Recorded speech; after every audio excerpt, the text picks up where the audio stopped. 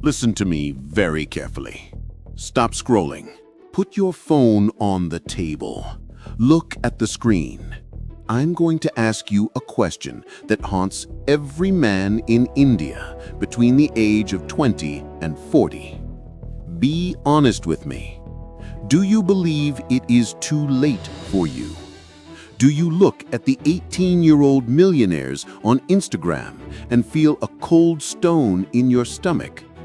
Do you think your brain is already hardwired? That you were born with a certain IQ, a certain destiny, and a certain bank balance? Society tells you that by age 25, your brain stops growing. They tell you you can't teach an old dog new tricks. They tell you that if you were born in a middle-class family with a middle-class mind, you will die with a middle-class mind. I am here to tell you today that this is a lie. A biological lie, a scientific impossibility. Welcome to the Success Formula. Today, we are going to perform brain surgery on your mindset. We are not talking about motivation. Motivation is garbage. It burns out in an hour. We are talking about biology. We are talking about neuroscience. We are talking about the machinery inside your skull. Most of you treat your brain like a USB drive. You think it has a fixed capacity. You think it is a piece of hardware that slowly degrades over time. You think, I'm not good at math. I'm not good at business. I'm lazy. You label yourself, and you let that label become your grave. But what if I told you that your brain is not hardware? It is not a rock. It is not concrete. It is clay. Wet, living, moving clay. Let me tell you a story. A true story that baffled the medical community. This is not a fairy tale. This is medical history. Imagine a young boy. Let's call him Alex. At the age of 4, Alex started having seizures. Not just one or two, hundreds of seizures a day. His brain was on fire. The doctors tried every medicine. Nothing worked. The electrical storms in his left hemisphere were killing him. The doctors had to make a terrible choice. To save the boy's life, they had to do something radical. Something that sounds like a horror movie. They performed a hemispherectomy. Do you know what that is? They cut open his skull and they removed exactly 1/2 of his brain, the entire left side, the side responsible for language, the side responsible for logic, the side responsible for movement on the right side of the body. Gone. Empty space, filled only with spinal fluid. Now, logically, what should happen to Alex? According to the old science, he should be a vegetable. He should never speak again. He should be paralyzed forever. He has only half a CPU. But listen to me. Listen closely, because this changes everything about how you see your own potential. 2 years later, Alex was walking. Alex was talking. Alex was going to school.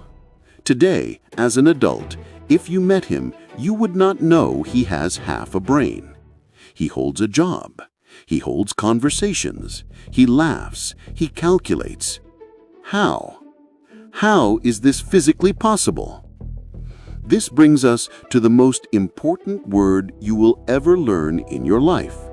More important than compound interest. More important than passive income. That word is neuroplasticity. Neuro meaning brain. Plasticity meaning plastic, moldable, changeable. When the doctors removed the left side of Alex's brain, the remaining right side looked at the empty space and said, "Okay, the logic center is gone. I will build a new one. The language center is gone. I will rewire myself to handle language." The remaining neurons literally stretched out. They formed new connections. They colonized new territories. The brain re-architected itself to survive. It physically changed its structure to meet the demand of reality. Now, look at yourself. You have a full brain. You have both hemispheres. You have billions and billions of neurons firing right now. If a boy with half a brain can rewire himself to walk and talk, why do you think you cannot rewire yourself to make money? Why do you think you cannot rewire yourself to learn sales? Why do you think you cannot rewire yourself to understand the algorithm? The only reason you are poor is not because of the economy. It is not because of the government. It is not because of your parents. It is because your neural pathways are shaped like a poor man. Your brain is a physical map. Every thought you think is a road. When you wake up and think, "I am tired," that is a dirt road. When you think it every day for 10 years, that dirt road becomes a highway. It becomes automatic. You don't even have to try to be negative. It just happens. The electricity flows down the path of least resistance. If you have spent 20 years worrying about money, your brain has built a superhighway for worry. Your brain has dedicated billions of neurons to the art of being anxious. You are a master of anxiety. You have a PhD in poverty thinking, physically, biologically. But here is the good news. The science of neuroplasticity proves that this is reversible. Until the day you die, your brain retains the ability to change. You can bulldoze the old highways. You can build new bridges. You can physically shrink the part of your brain that feels fear. And you can physically grow the part of your brain that takes action. This is not spiritual mumbo-jumbo. This is anatomy. In the next part of this video, I am going to prove it to you with another experiment, and then I'm going to give you the exact tools, the scientific drills to reshape your gray matter. I will teach you how to become the architect of your own intelligence. Do not go anywhere. We are just getting started. Your old brain is trying to click away right now. That's the old wiring fighting for survival. Defeat it. Stay with me. Welcome back. You are still here. That means you are ready to change. That means the new neurons are already looking for a connection. I told you about the boy with half a brain. Now let me tell you about the London taxi drivers. In London, to drive a black cab, you have to pass a test called the knowledge. It is the hardest memory test in the world. You have to memorize 25,000 streets. You have to know every landmark, every hotel, every police station. It takes 3 to 4 years of study. It is mental torture. Scientists, specifically a woman named Eleanor Maguire, decided to scan the brains of these taxi drivers. She looked at a specific part of the brain called the hippocampus. The hippocampus is responsible for spatial memory and navigation. She compared the brains of the taxi drivers to normal bus drivers. Bus drivers drive all day too, but bus drivers follow the same fixed route every day. Taxi drivers have to navigate chaos. They have to solve new problems every minute. Here is what the MRI scans found. The posterior hippocampus of the taxi drivers was significantly larger, physically bigger, heavier, denser. And the longer they had been driving a taxi, the bigger it was. Think about what this means. Thinking hard, actually grew the physical mass of their brain. Just like lifting weights grows your biceps, thinking grows your hippocampus. Most of you are living like bus drivers.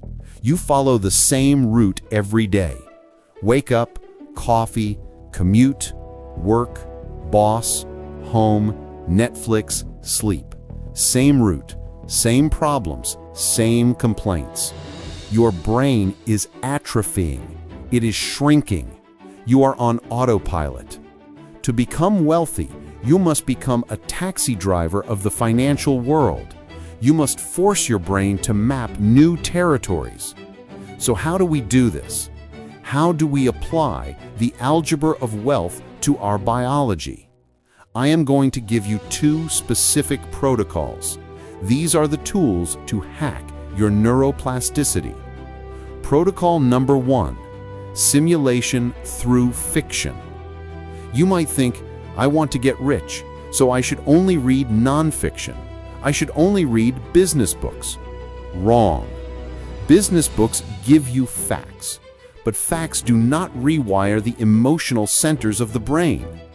Scientific studies show that when you read high-quality fiction or deep biographies, your brain does not know the difference between reading it and living it.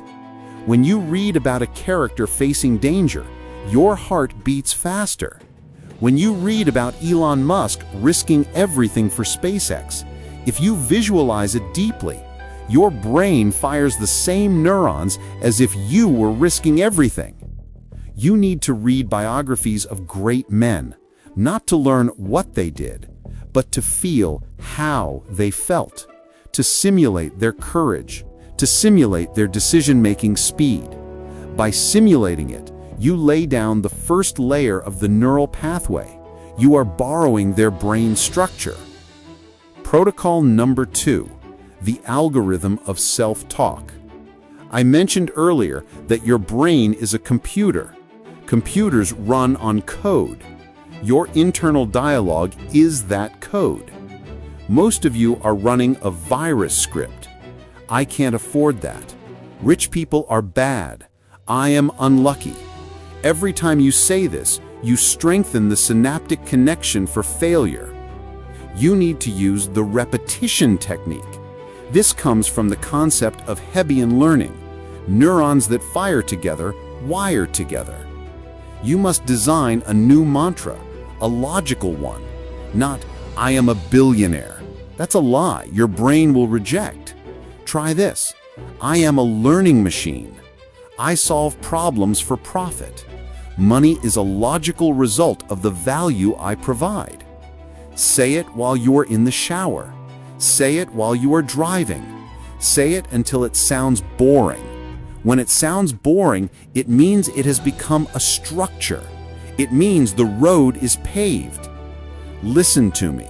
You are not a fixed object. You are a process.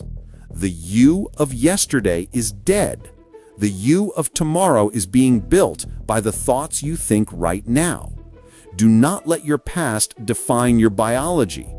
Your high school grades? Irrelevant. Your family background? Irrelevant. Your past failures? Just data.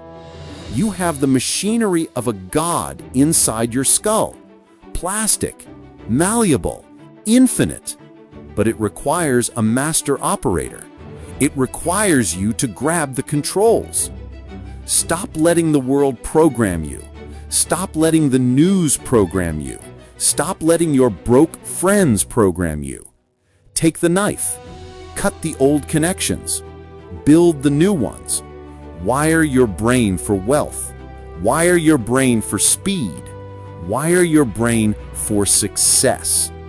This is the success formula, and the formula is written in your neurons. Start rewriting it today.